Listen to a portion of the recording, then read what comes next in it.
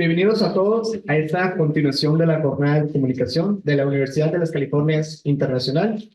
Quiero comenzar expresando mi más sincero agradecimiento a todos los compañeros y al personal directivo de nuestra licenciatura por su presencia aquí hoy.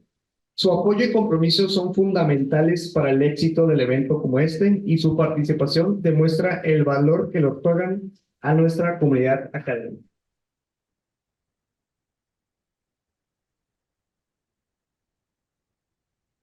Además, quiero destacar la importancia de la videoconferencia que tendremos el honor de presenciar hoy con el nombre de Comunicación en Crisis, dirigida por el maestro Antonio Ezequiel Di Genova.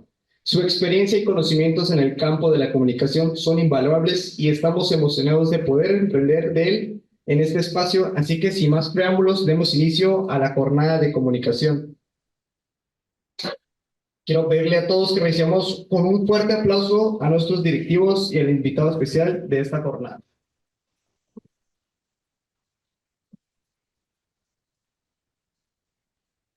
Hola, muy buenos días para todos ustedes allá en México, muy buenas tardes para los otros participantes que nos están siguiendo de otros lugares del continente.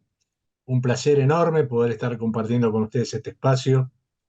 Me encanta interactuar, aprovechar la tecnología para unirnos a la distancia, para trabajar conjuntamente estos temas que nos apasionan de la comunicación, las relaciones públicas y aplicaciones que esta disciplina tiene, como por ejemplo de cómo enfrentar una crisis, que es lo que vamos a ver hoy, que me parece un tema muy actual, muy importante, muy relevante. Pero antes, bueno, además de saludarlo a todos ustedes, agradecer la presentación de quien está llevando adelante la conducción del evento, agradecer al señor rector, al maestro Antonio Carrillo Vilches, por que este evento se haya hecho posible, a la maestra Marta Saldívar, directora de Ciencias de la Comunicación de la Universidad de California Internacional, y también, por supuesto, a la maestra María de Lourdes Villegas Morales, coordinadora de la carrera de Ciencias de la Comunicación de la Universidad de las Californias Internacional en Tijuana, Baja California Norte. Aprovecho para saludarlos y bueno, para hacerles saber mi deseo de volver pronto a esa hermosa ciudad, en la que he conocido el año pasado, y que bueno, con una sola vez no alcanza, así que si Dios quiere volveré a estar con ustedes en algún momento, en forma presencial. Bueno, dicho lo cual, si les parece bien, vamos a compartir pantalla y empezamos con la presentación en sí misma. ¿Ok? ¿Se escucha bien? ¿Todo bien? Todo bien, gracias. Sí, gracias. Perfecto, hermano. Qué bueno. Entonces, cualquier inconveniente, me interrumpen, me dicen, cualquier pregunta que quieran hacer, a disposición.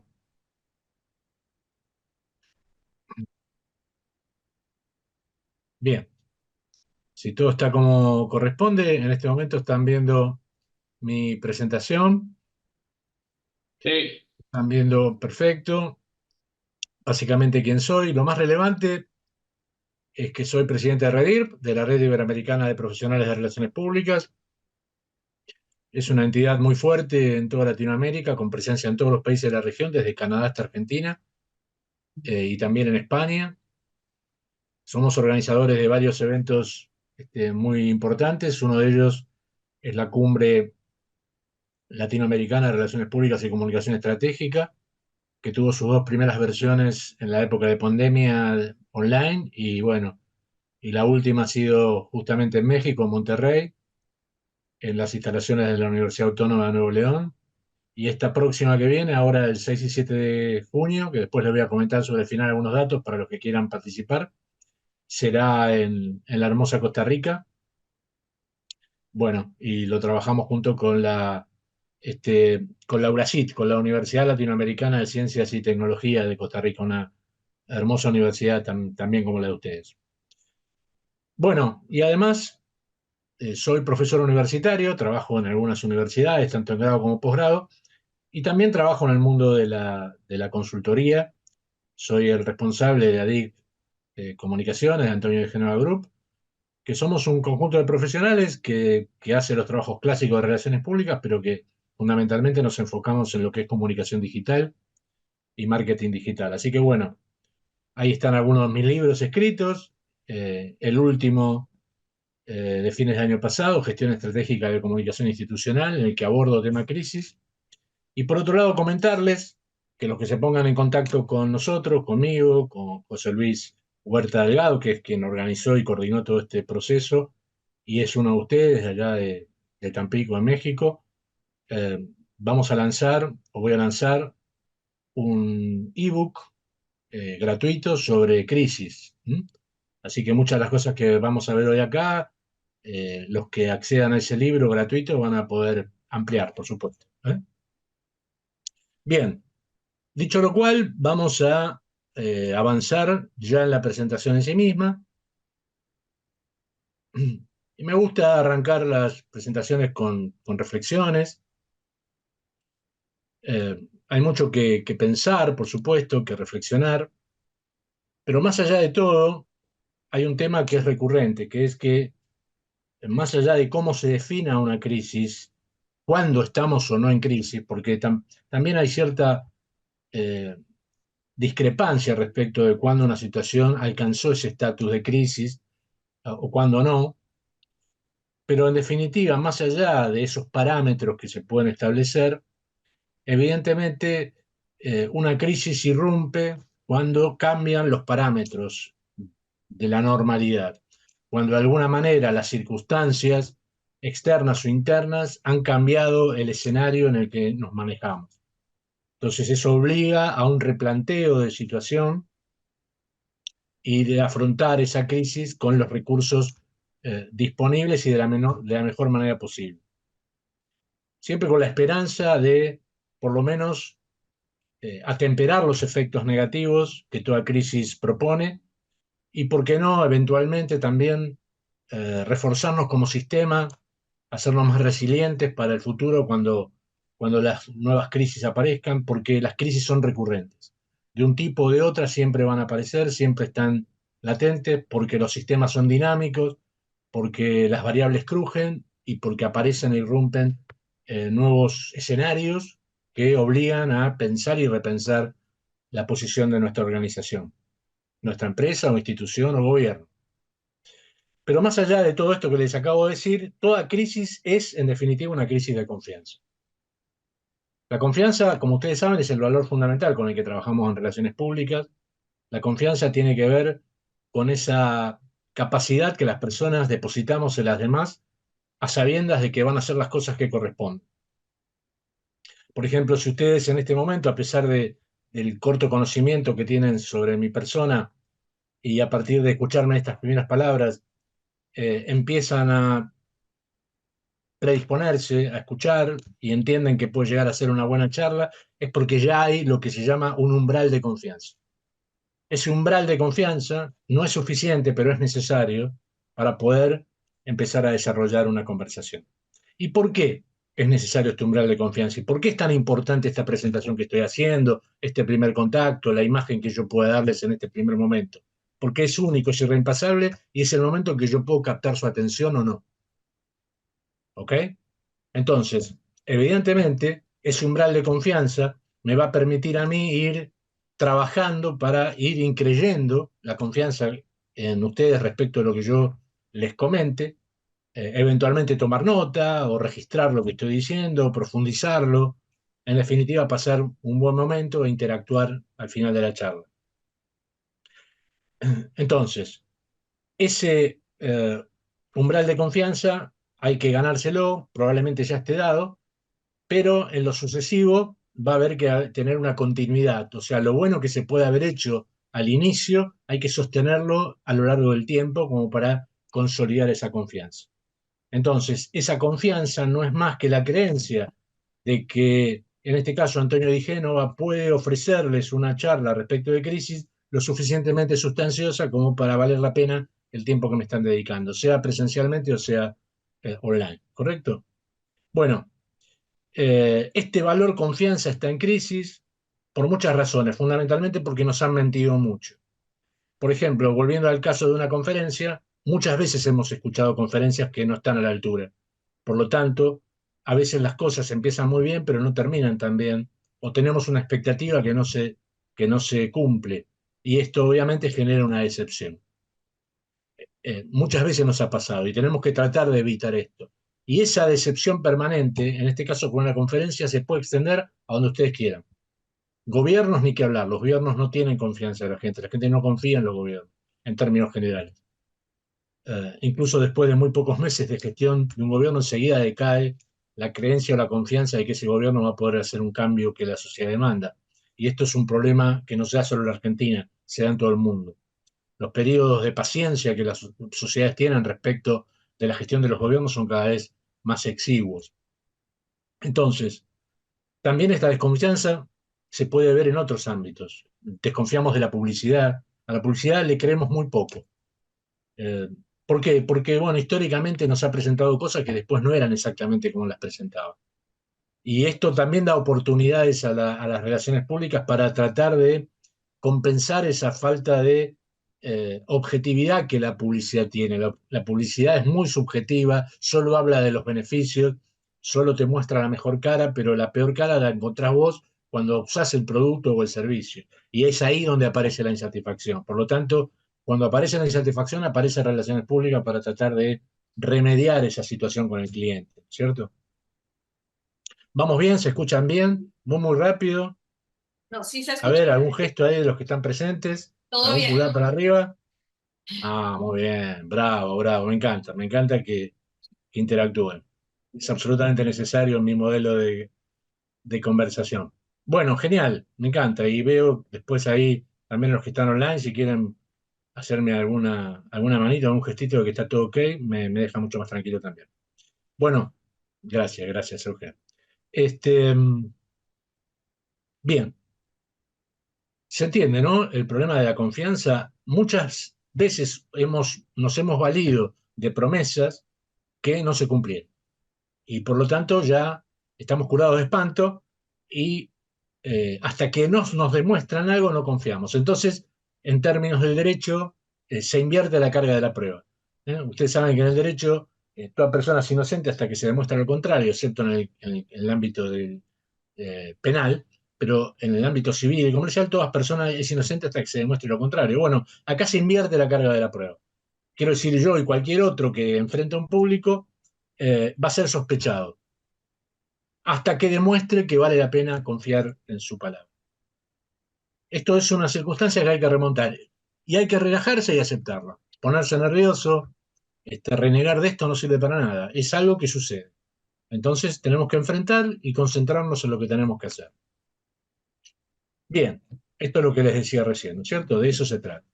¿Y cómo se resuelve una crisis que termina siendo una crisis de confianza? Digo esto mientras acá en Buenos Aires arrecia la tormenta que puedo ver por mi ventana, para darle así un toque de romanticismo, que espero que no pase de acá, porque es bastante fuerte. Estas crisis se resuelven con gestión institucional, no con golpes de efecto. Y ahora les voy a explicar por qué digo esto.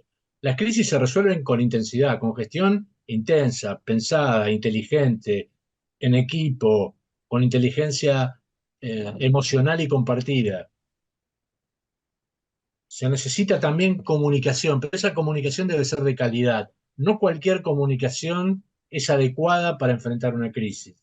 Al contrario, una mala comunicación puede empeorar una crisis. ¿Me siguen? ¿Me creen eso?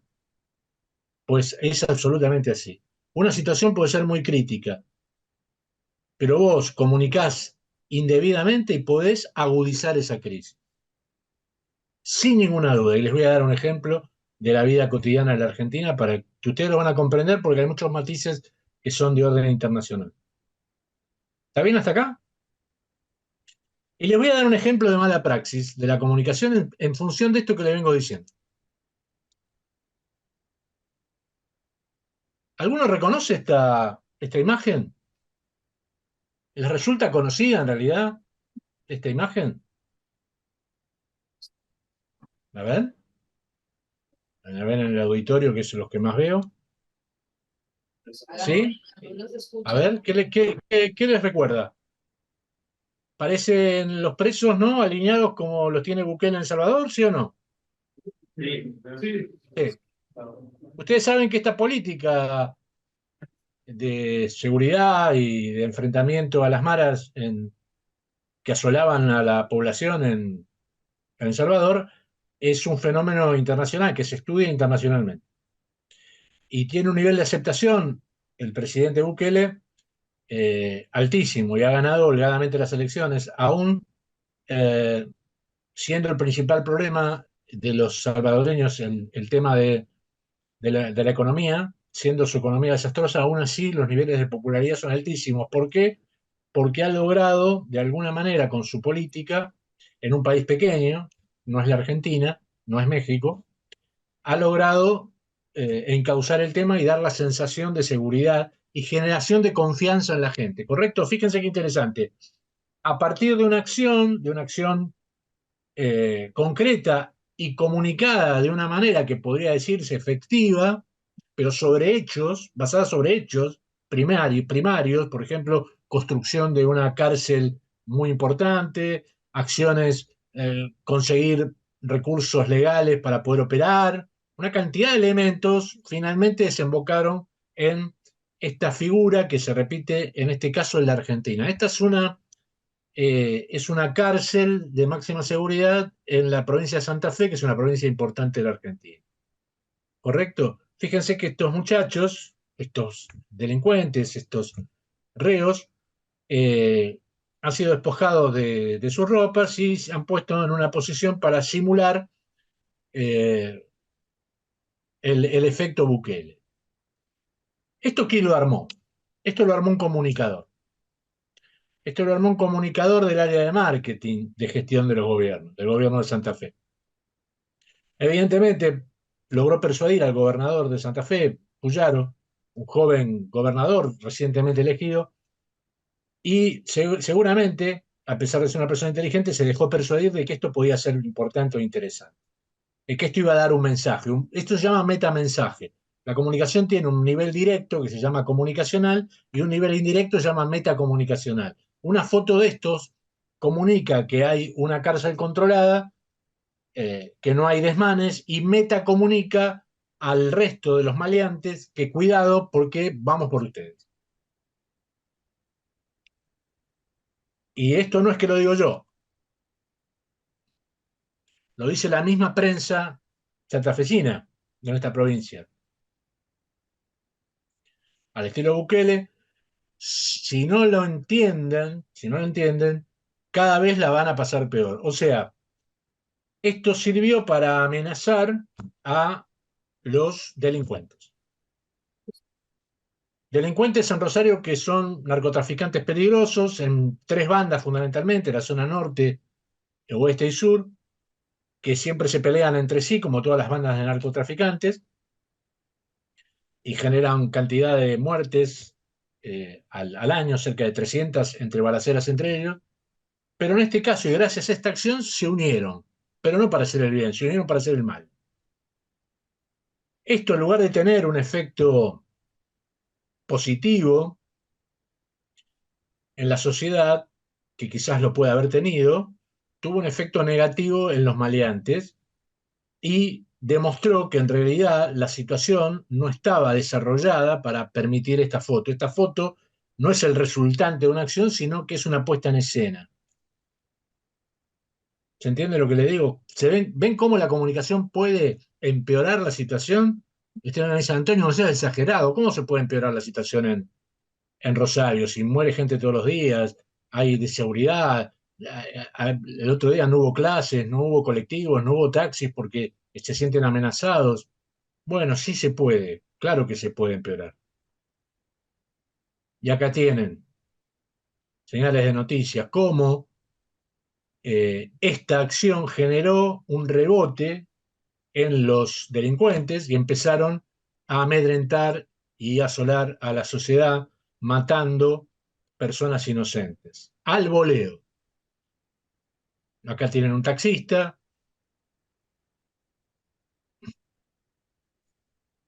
un joven en una estación de servicio baleado brutalmente. Si tengo esta foto, bueno, ya va a aparecer la foto esa. No se colocó, pero es una foto muy dura. Y de ese asesinato a quemarropa de un jovencito, papá de un nene muy niño, esta nota indicando que esa acción que quería simular a Bukele generó la unión de las bandas y además ahora van a asolar a la sociedad matando inocentes. Y un mensaje claro al gobernador. Y lo que en realidad quieren no es ninguna mejora, sino que se les permitan tener los derechos que como presos le corresponden. Si, cuadro de situación. ¿Esto qué llevó? Bueno, llevó a que se generara un comité de crisis que tuviera que reunirse la nación y la provincia para ver de qué manera ahora enfrentan esta situación que empeoró por una mala gestión de comunicación. Por lo tanto, si vos entendés que una acción como es la política de seguridad del presidente Bukele en Salvador es buena, fíjate de qué manera primero la podés implementar en la Argentina con las particularidades de Argentina y después cuando tenés resultados ahí saca la foto, no antes, no antes. Los políticos son muy afectos a las imágenes y a las fotos. Siempre están mostrando las fotos en las que se reúnen, en las que hacen cosas. Después no acuerdan casi nada, pero muestran fotos de unidad, de acuerdo, cuando en realidad eso no corresponde. Otra vez, la foto por sobre la realidad. Y debería ser exactamente al revés. ¿Sirvió el ejemplo? Les trajo un ejemplo duro de la realidad argentina. Ahora está pasando, ¿eh? Un ejemplo que nos tiene muy preocupados. El narcotráfico en Argentina no tiene los ribetes que ha tenido y tiene en en otras partes del mundo. Ustedes en México saben muy bien de qué estoy hablando. Bueno, nosotros tenemos ya instalada el narcotráfico de una manera alarmante y particularmente en la provincia de Santa Fe, en la ciudad de Rosario, que es la segunda o tercera ciudad más importante de la Argentina. Bueno, ahí nació Messi. Bueno, seguramente, por lo menos eso seguro conoce. Bueno, muy bien. Yendo ahora a la cuestión más teórica, porque vimos el ejemplo, bueno, ahora vamos a bajar esto a la crisis, y no solo política, sino a las crisis en general, ¿no es cierto? Yo soy más especialista en el tema de empresas, aunque me gusta lo político, desde luego. En este sentido, hay 5 tipos de planes, ¿no? De crisis. Estos son los preventivos, los proactivos, los responsivos, reactivos y reconstitutivos. Como verán, enfoques, ¿no? No hay un solo plan, depende qué quiero, depende qué pasó, qué es lo que puedo hacer. Depende de mi historia respecto de las situaciones críticas. No es lo mismo no tener antecedentes que tenerlos, por supuesto. Entonces, hablamos de un plan de crisis preventivo cuando ahí lo que intentamos es evitar los males más graves. Serían generar las condiciones de prevención mínimas para evitar la catástrofe o el desastre. Por ejemplo, para evitar un incendio, en las industrias hay matafuegos y hay elementos, arena, hay elementos para controlar el fuego. Eso es preventivo. Uno tiene un carro, un automóvil, saca un seguro contra robos, incendio, etcétera, busca prevenir esa situación límite que es que te roben el auto o el carro, ¿correcto? Ahí lo que se busca es técnicamente minimizar el impacto, que el impacto va a venir porque nuestros sistemas de prevención no son ultra desarrollados, son lo mínimo necesario, incluso lo que a veces se exige por ley. ¿No? Como ustedes saben, para ir en un carro o en un auto, uno está obligado a tener, por ejemplo, un matafuego. Y a veces lo tenemos al solo efecto cuando hay un control policial y nos piden el matafuego mostrarlo, pero a veces ni siquiera lo tenemos a mano, ni siquiera teníamos previsto que puede ser una herramienta fundamental. ¿Por qué? Porque, bueno, en este caso es justamente una exigencia, pero no hay conciencia respecto de la utilización de esa herramienta. Bien, ahí está lo preventivo. Lo proactivo es más interesante. Acá más relaciones públicas, ¿no? Lo proactivo, ¿qué es? Y acá lo que tratamos es de eliminar las causas que provocan o pueden provocar una crisis. Acá nos anticipamos a los hechos. No queremos focos de incendio, no queremos colisiones, no queremos problemas políticos, no queremos problemas de ningún tipo, ni problemas ambientales, ni ningún problema. Ahí lo que buscamos es prevenir, pero prevenir las causas, que no suceda finalmente el momento crítico. Y si sucede, porque a veces es imposible prever, que los efectos sean lo menos lesivos posible. Les doy un ejemplo muy fundamental. Cuando aparece la pandemia, que nos impactó a todos en todas partes del mundo de la misma manera, a algunos los afectó más que a otros. Por ejemplo, a nuestra empresa y a nuestro grupo nos afectó relativamente poco porque ya teníamos un desarrollo digital, ya ofrecíamos capacitaciones digitales y asesoría digital, ya teníamos una vinculación con el mundo digital. Por lo tanto, tuvimos que, obviamente, adaptarnos, pero ya estábamos preparados. Y muchísimas empresas también. Ahora, ¿qué pasó con las empresas que no se habían ayornado, las empresas que no habían dado el salto tecnológico necesario, que habían postergado la toma de decisiones respecto de la compra de tecnología y de maquinaria? Bueno, sintieron más en carne propia la acción, porque solo trabajaban de manera preventiva. En cambio, los que trabajaron o trabajamos de manera proactiva, si bien no pensábamos que una pandemia podía suceder, no estaba en la cabeza de nadie, sucedió y los efectos finalmente existieron, pero pudieron ser de alguna manera amortiguados por tener unos recursos, ¿correcto? Bien. ¿A qué llamamos planes responsivos? Bueno, responsivo tiene que ver con responsabilidad, ¿no?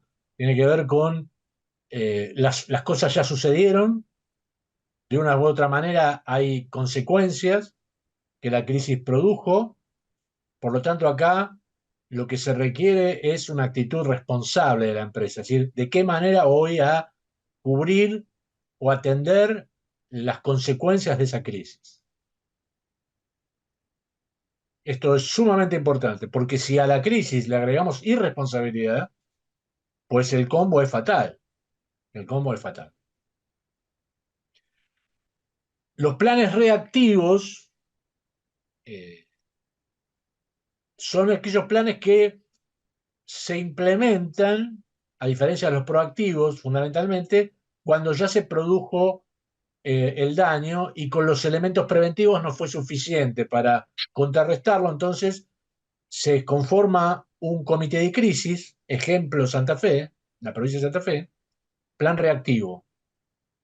Sucedió algo que no tenían previsto, que se fue de lo preventivo, previeron un escenario, el escenario fue otro, y los obligó a reaccionar, a improvisar, dicho de otra manera, aunque parezca duro lo que digo. No es una crítica, es una realidad. Porque tenés que improvisar nuevas acciones, las que pensaste no sirvieron. Ahí es un plan reactivo. Hubiera sido mucho mejor un plan proactivo, ¿no es cierto? No digo que iba a ser todo perfecto, pero las consecuencias iban a ser más previstas. Y finalmente, los reconstitutivos, perdón, no que me tomo un tiempo con esto, pero me parece fundamental comprender la esencia de lo macro, ¿no? Respecto de qué es un plan de crisis. Y los reconstitutivos, como su palabra lo indica, o como su concepto lo indica, tiene por objetivo reconstruir la relación, ¿no? Por ejemplo, el gobierno de Santa Fe, en este caso, el gobernador, el intendente de la ciudad de Rosario, etcétera, van a tener que tratar de reconstituir la confianza. Van a tener que trabajar para reconstituir la paz social. Van a tener que trabajar para reconstituir los corredores seguros y para reconstituir una cantidad de herramientas que son absolutamente necesarias para la seguridad de esa ciudad, de esa provincia. Toda la Argentina mira con ojos muy atentos lo que pasa ahí, porque si no se resuelve ahí, más tarde o más temprano, lo que pasa en Rosario va a pasar en todo el país. ¿Correcto? Es inevitable. Muy bien. ¿Se entendió? A ver, ¿cómo vamos?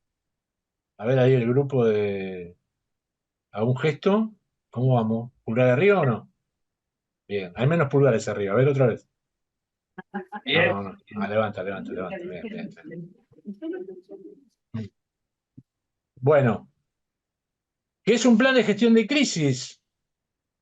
Para que les quede también definición. Esto queda grabado, ¿no? Ahí me indicaron en la organización que esto queda grabado y va a estar en el canal de YouTube de la universidad. Así que bueno, pero de todas maneras para que tengan definiciones, ¿no? Más técnicas. Pero bueno, acá está, ¿no? Lo que veníamos hablando, situaciones disruptivas, inesperadas, que cambian el panorama, lo que decíamos hace un rato, ¿no? Y que ameritan la aplicación de una acción para revertir, para rectificar, para combatir, para lo que sea que generó ese evento inesperado.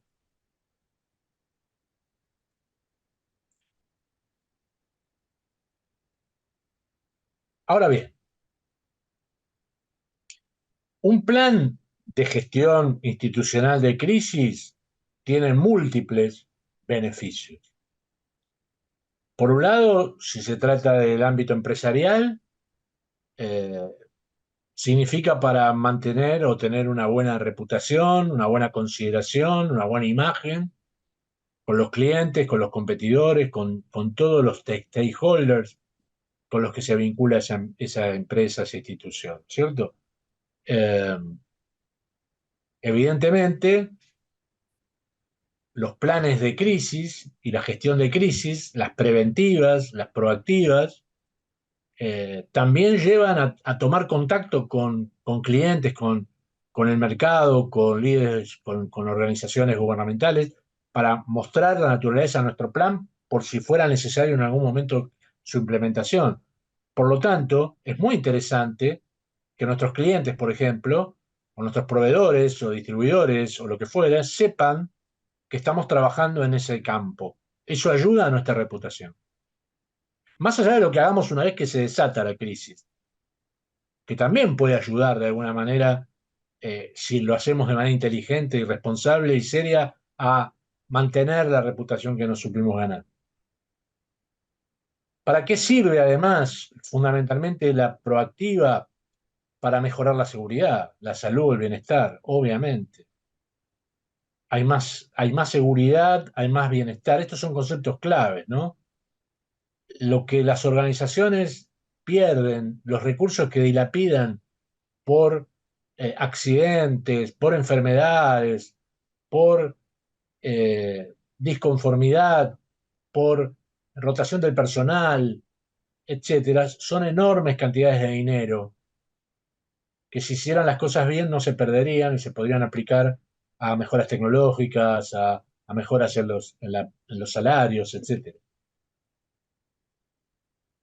Obviamente le da tranquilidad también al empleador, por supuesto, a la empresa, ¿no? Seamos realistas, que no lo hacemos solo por, por beneficio de los demás, lo hacemos por beneficio propio, para estar atentos, para resguardar nuestro propio eh, patrimonio, ¿no es cierto? Y obviamente si la trabajamos en crisis o la prevención de crisis y si no se produce, de todas maneras, ese mayor conocimiento, esa mayor capacitación, ese mayor entrenamiento mejora la productividad, incluso antes de que suceda algo. Y durante, seguramente, vamos a saber cómo enfrentar, porque hemos entrenado para saber cómo enfrentar una situación crítica, del tipo que sea. Por ejemplo, está absolutamente demostrado que en situaciones de incendio, por ejemplo, en grandes torres edilicias, los empleados que trabajan en esas torres, que han participado de simulacros de incendio, tienden a tener performance de supervivencia y de bajos niveles y accidentes menor que los que no lo hicieron. Quiero decir, prever, entrenarse, simular, ayuda. Por supuesto, un incendio real no es lo mismo que un simulacro, pero de todas maneras ayuda. El simulacro o la realidad es mucho peor, es mucho más angustiante, pero el haber tenido entrenamiento está demostrado resuelve o ayuda a resolver mejor el problema. Incluso después de una crisis. ¿Por qué? Porque si trabajamos en lo previo, vamos a salir más rápido de la crisis y vamos a volver a los niveles de productividad lo más pronto posible. Todos tienen que saber su rol, su función, lo que decíamos recién, ¿no?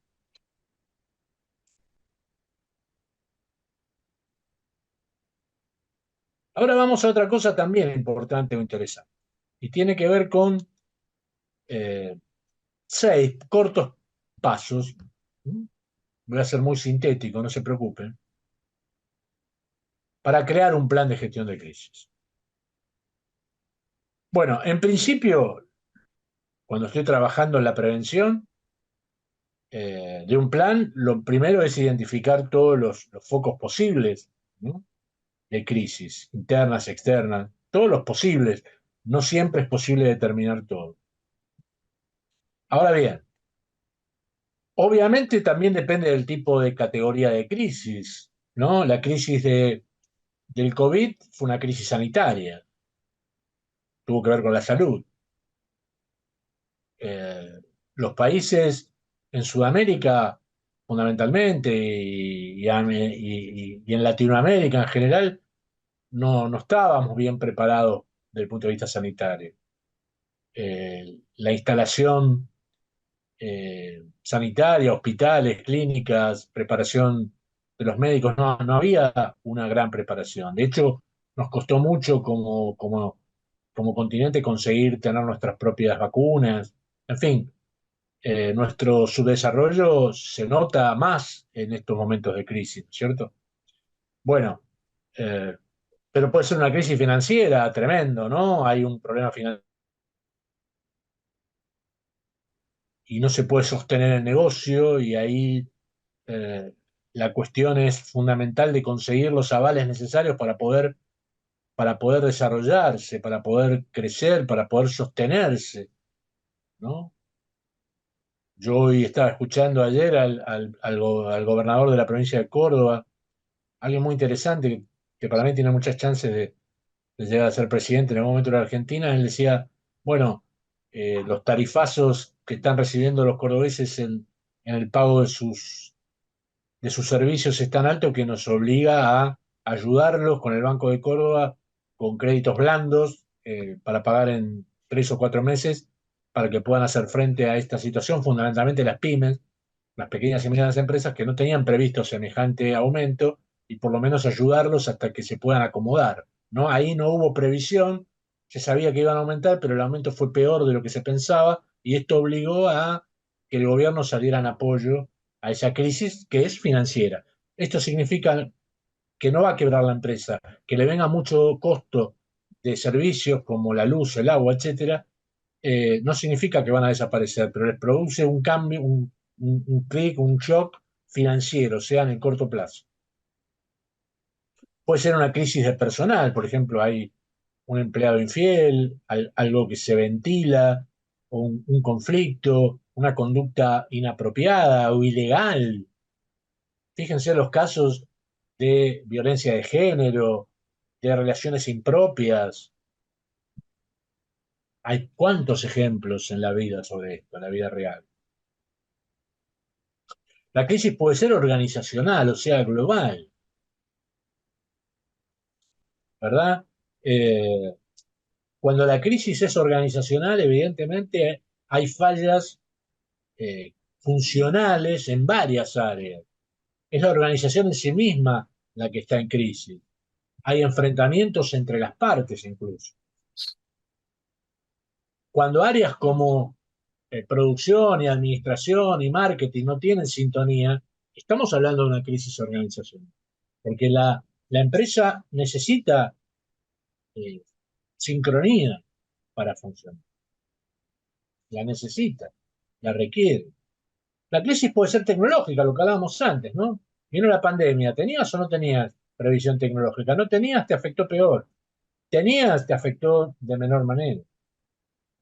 Pero ¿qué pasa cuando se cae un servicio, un servidor, un software? Fíjense qué precario también es todo, ¿no? La semana pasada en la Argentina, creo que fue a nivel internacional, se cayeron por unas horas, se cayó Facebook e Instagram.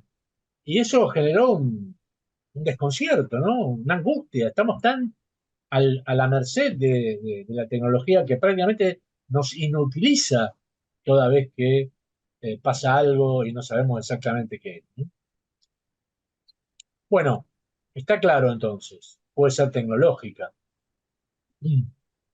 puede ser también una crisis natural, ni hablar, huracanes, tornados, tormenta, ¿cierto?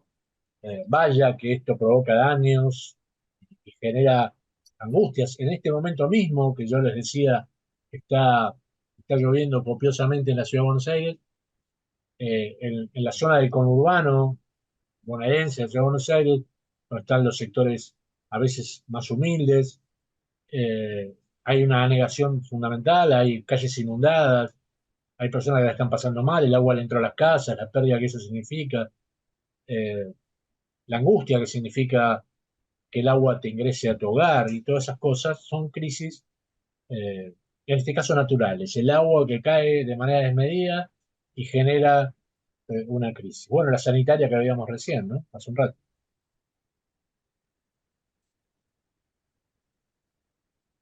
También hay que determinar el impacto que genera esa crisis en ese negocio en particular, ¿no? Obviamente. ¿A qué me refiero? Pérdidas en las ventas. Como a ver, ¿qué nos pasó? ¿Cuántas ventas perdimos? Les doy un ejemplo. En la Argentina hay hay un ajuste muy importante que se está llevando adelante en el gobierno y hay un consenso en gran parte de la sociedad de que ese ajuste es necesario. Ok, no voy a hablar ni de política ni de si eso está bien o mal, estoy describiendo. Ahora bien, las personas en este contexto de crisis, porque hay mucha presión sobre los ingresos que no aumentan y las cosas aumentan mucho, un contexto de inflación muy alta, genera que las personas retraigan sus compras. En los supermercados los niveles de retracción son del 20, 30 y a veces más por ciento de las compras habituales. Y son las compras más necesarias, o sea, si la gente dejó de comprar eso, porque dejó de comprar todo lo demás, casi nada. Entretenimiento, capacitación, todo eso cero. Se está comprando menos comida. Y bueno, un caso, Coca-Cola, que todos conocen, porque todos la conocemos, en la Argentina está haciendo por primera vez promociones 2x1. ¿Y por qué hace promoción de 2x1? Una marca que nunca necesitó hacer una promoción para venderse, porque la gente no la compra, porque vale demasiado, cuesta demasiado para la percepción de lo que la gente puede gastar. Y hay cosas que puede obviar, por ejemplo, tomar una gaseosa y tomar agua, que es más sano. Entonces, ¿qué pasa? En las estanterías están llenos de Coca-Cola que están a punto de vencer. Faltan 20 días para que venzan. Y como está por vencer, una oferta 2x1 para sacarse el producto de encima. Eso es una pérdida de venta. Puede ser una insatisfacción del cliente, obviamente, clientes muy satisfechos. Hubo, por ejemplo, una crisis, un choque, una situación o lo que fuera, que las personas están muy insatisfechas, un daño a la reputación, un aumento de los gastos. Obviamente, para resolver los problemas hay que aumentar los gastos. Y una disminución en el loyalty, ¿no? O sea, en la lealtad del cliente hacia ese brand, esa marca, ¿no? Hay índices para medir el loyalty, la lealtad de los clientes hacia esas marcas.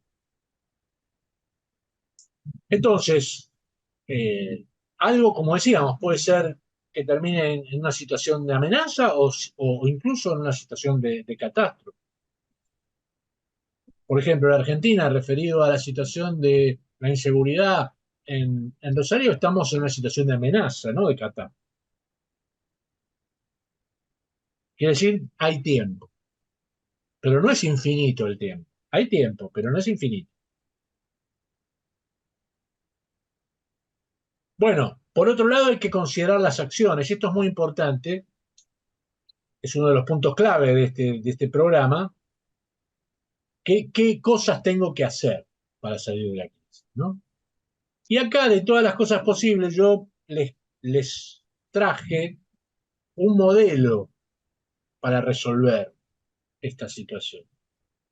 Es un modelo teórico muy reputado de Timothy Combs, que tiene que ver con la teoría de la comunicación de crisis situacional, el CCNT. Ahora, este modelo es un modelo simple, pero muy efectivo. A mí me resulta muy práctico. Amo las cosas prácticas, concretas, simples. Las cosas que no entiendo me generan resistencia. Pero en este caso van a ver, las estrategias son muy simples, pero muy contundentes. A nivel global, ¿no? Estamos hablando de qué hacer en términos de comunicación en general, frente a esta crisis. Dependerá de qué sea, o cuál sea. Una es denegar. ¿Qué significa esto? Deslindar responsabilidad. Yo ya estoy escuchando funcionarios, en el caso de Santa Fe, estoy escuchando funcionarios a nivel nacional que denegan. O sea, rechazan las imputaciones de que esto haya tenido que ver con sus propias acciones, con esa foto. No, niegan esa posibilidad.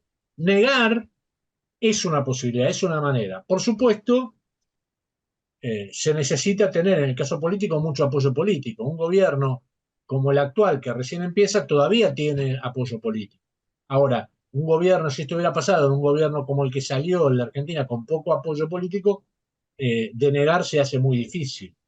Depende del contexto, ¿cierto? La otra opción es disminuir. Bueno, no hay una negación de la responsabilidad, pero buscamos que se comparta la responsabilidad. Por ejemplo, en este momento, el gobernador de Santa Fe y la ministra de Seguridad se están sacando los ojos en privado, porque están tratando de cada uno disminuir su propia cuota parte de responsabilidad en el otro. Se cambia la cúpula del servicio penitenciario, se hacen acciones para disminuir la responsabilidad y el impacto. ¿Me siguen? Es interesante también como estrategia. Requiere una serie de acciones. Acá simplemente la estoy presentando. Es tan válida una como otra. No estoy invalidando ninguna acción. Todas hay que estudiarlas y analizarlas. Probablemente mi preferida, la de todos nosotros, sea la de reconstituir. ¿Qué tenemos acá? Y tenemos una organización moderna, responsable.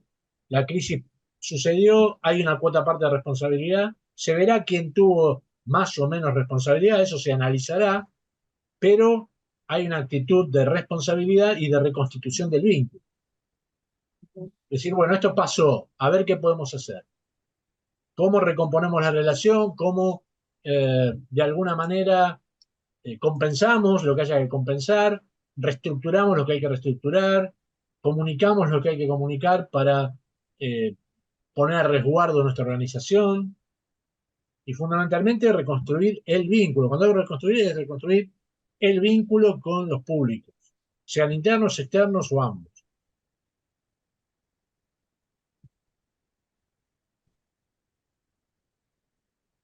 ¿Cuáles son las prácticas recomendadas en una crisis? Bueno, acá lo venimos viendo y no hace falta detenernos demasiado, ¿no es cierto?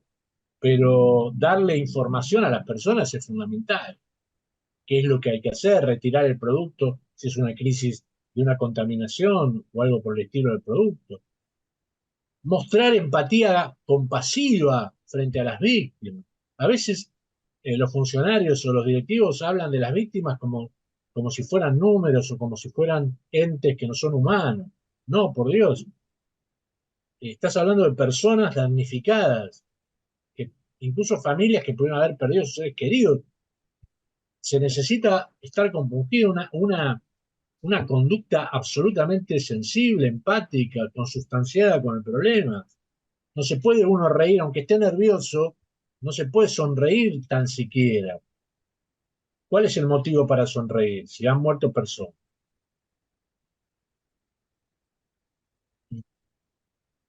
Entonces, obviamente, lo que decía hace un rato, ¿no? Si la organización tiene una buena y limpia trayectoria, si no tiene elementos históricos que la condenen, es más fácil salir de la crisis, ¿no?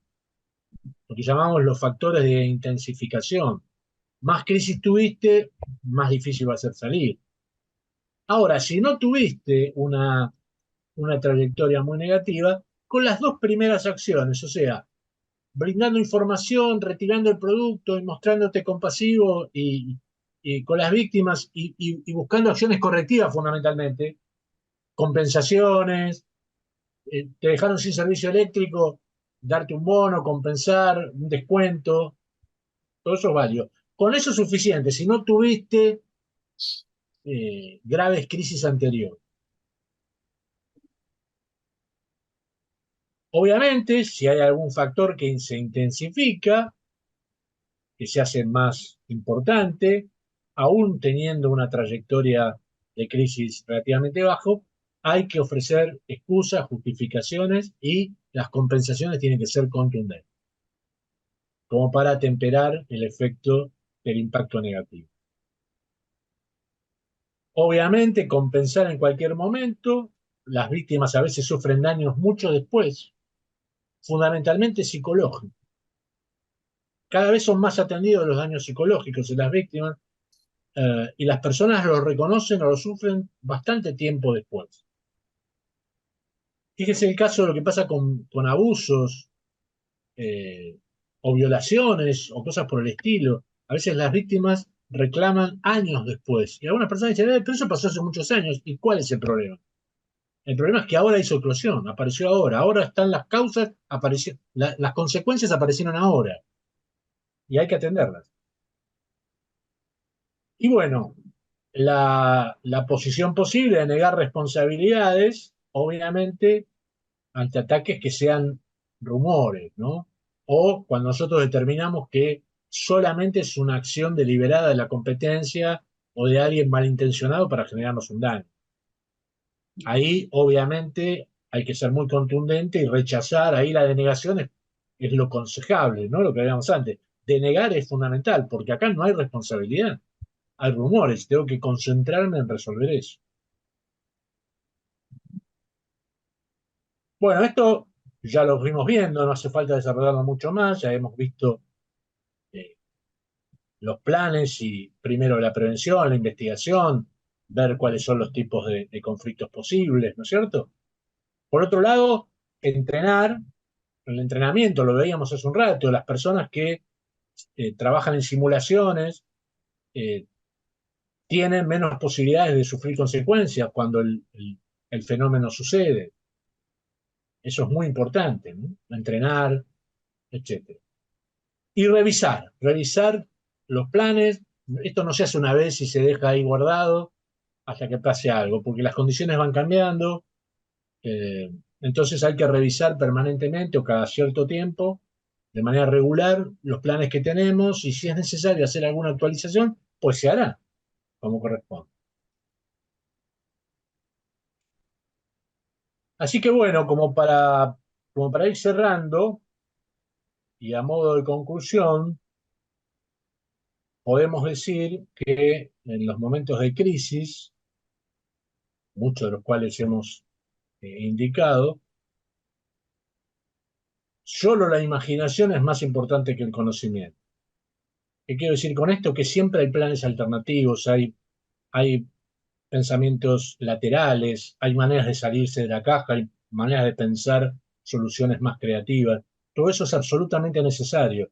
No pensar en forma lineal solamente, daño, reposición o atención del daño, recomposición, no, pensar también de manera inteligente, imaginativa, siempre hay espacio para la imaginación, que eso me parece fundamental, ¿no? Es la capacidad de pensar y de repensar eh, nuestra organización y las respuestas que damos a a esa organización.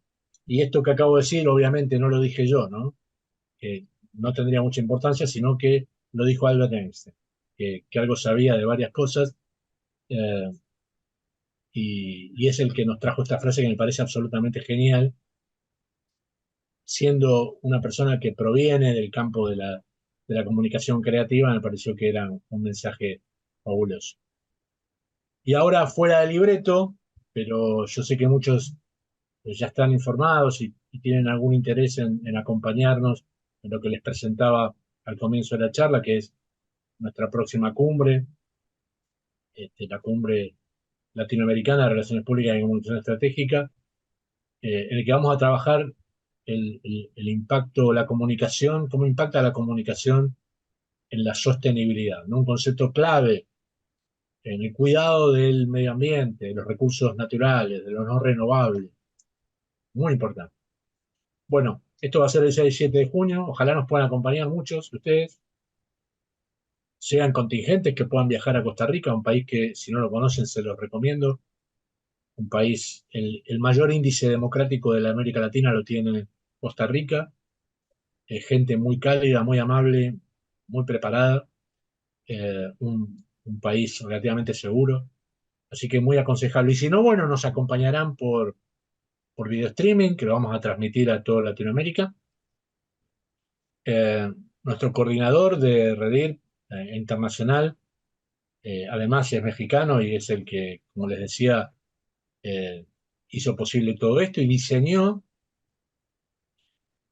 algunas proposiciones. Pueden ir, si tienen ahí el telefonito, ir capturando pantallas o como quieran. De todas maneras, ustedes pueden dirigirse a los decanos, a las autoridades de la universidad en la que ustedes están, para que les brinde información respecto de cómo acceder a estos planes o que profundicen estos planes. Pero bueno, son planes muy convenientes, específicamente diseñados para personas en México, con la posibilidad de abonar a través de medios de pago mexicanos, que eso también me parece importante, ¿cierto? Y bueno, también la posibilidad de inscripción en grupos, tanto de profesionales como estudiantes. Hicimos en este caso esta diferenciación. A mí en lo particular me gusta un solo precio. Para mí profesionales y estudiantes es una misma categoría, pero bueno, accedo a veces a las demandas u opiniones del equipo y en este caso generamos esta división, este beneficio secundario. También para los paquetes online. Y bueno, hay una serie de beneficios que no me quiero extender, pero son los beneficios clásicos de un buen diploma, un diploma avalado por Redil, pero también por la Universidad ULACIT, la Universidad Latinoamericana de Ciencia y Tecnología. Así que bueno, como verán, van a poder hacer los pagos a través de medios electrónicos eh, con la cuenta de nuestro querido José Luis Huerta Delgado. Así que seguimos en contacto. Gracias por permitirme este aviso parroquial.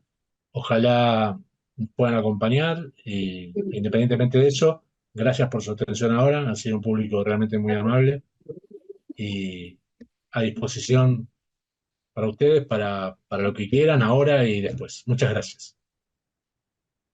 Bueno, muchísimas gracias, Antonio, por este evento. Que claro que sí, la comunicación hoy en día está en crisis y queremos agradecer su presencia a todo el alumnado directivo e invitado especial que estuvo presente en este evento y los invitamos a que nos acompañen en los demás eventos de la jornada de comunicación. Muchísimas gracias. Hasta la próxima. Muchas gracias.